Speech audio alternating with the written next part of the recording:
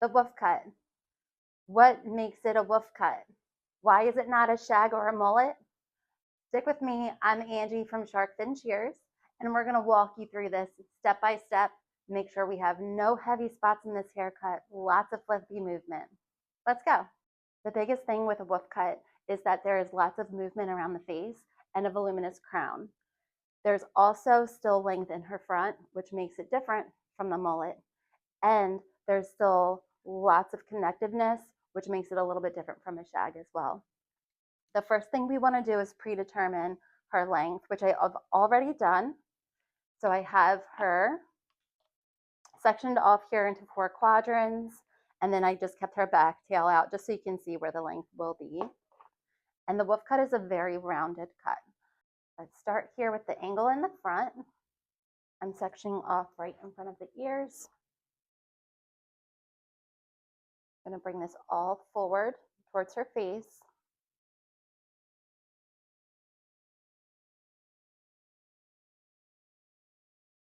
And cut my short to long first piece.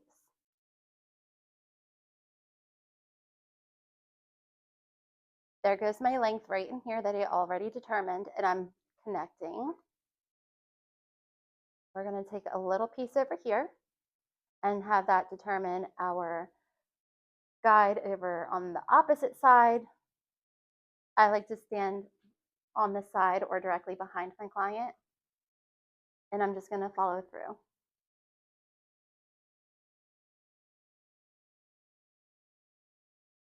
Now that we have that angle in place, that makes our short piece right about here, and then our long piece here. The goal is to connect this. That's what's going to make this a completely rounded haircut. If you point cut, it adds to that flare a little bit of featheriness. So let's go in and do that. Create a mohawk section about the width of my comb. And I'm going to go with the head shape. So we're going short to long. There we have it.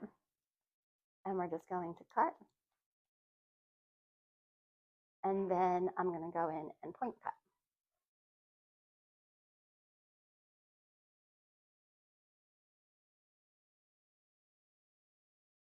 Creating that guide in the middle will make it even on both sides.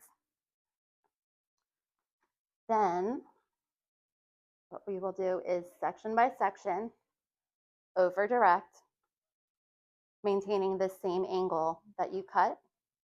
It's really important to comb out any kinks or knots that are in the hair. There's no bumps. And your sectioning is clean. Clean sectioning is clean cutting. Okay, now that the front is done, what I'm going to do is pick up her longest piece of that layer and drop it down and see where is that going to fall for me. Does it suit the client? Do I want to go shorter? I'm satisfied with that. This is now going to be our guide along with her length. We simply just need to connect those points. I created a mohawk section dead center of her head, and this will travel with me. My guide piece is going to be the longest layer that I created in the top and her length. Moving 90 degrees off of her head, this is going to create a rounded layer, which is going to give the most volume, and it's also going to shatter up her length a little bit while still maintaining a little bit of weight in that area. Again, 90 degrees off of her head. Making sure our sectioning is nice and clean so we do not lose our guide. And then I want to find her length and make sure those points all connect.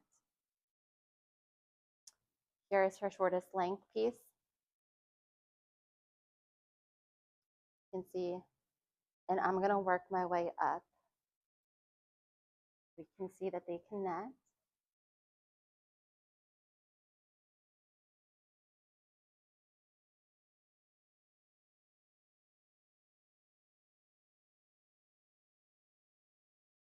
And into that top layer.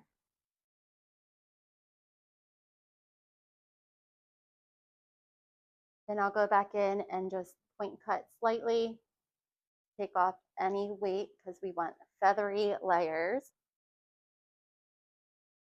and move this from section to section.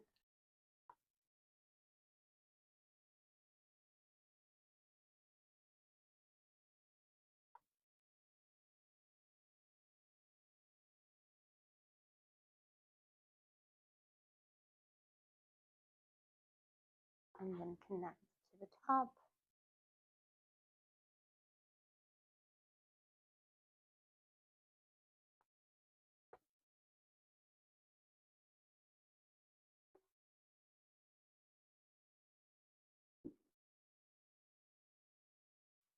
Now we have our last piece. I'm taking a little bit from her front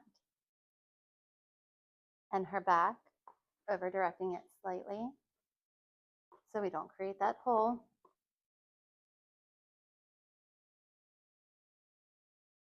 And just following through with my layers.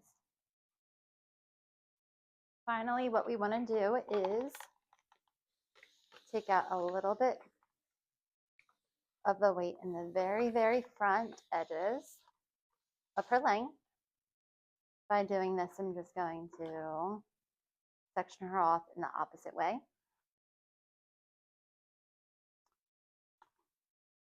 Pull her directly out and make sure her short piece and her length right here match up.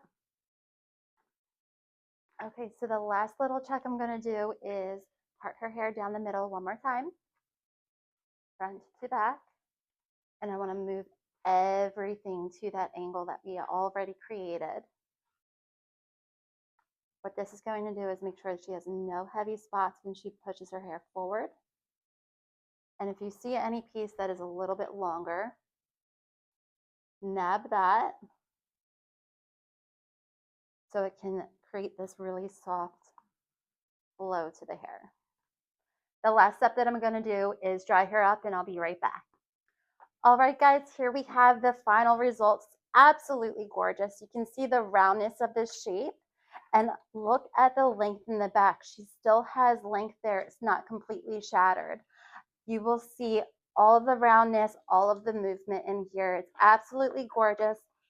Please hit the like button, hit the bell to get notified for our next videos, and leave a comment if you've tried this cutout and tell us how you feel.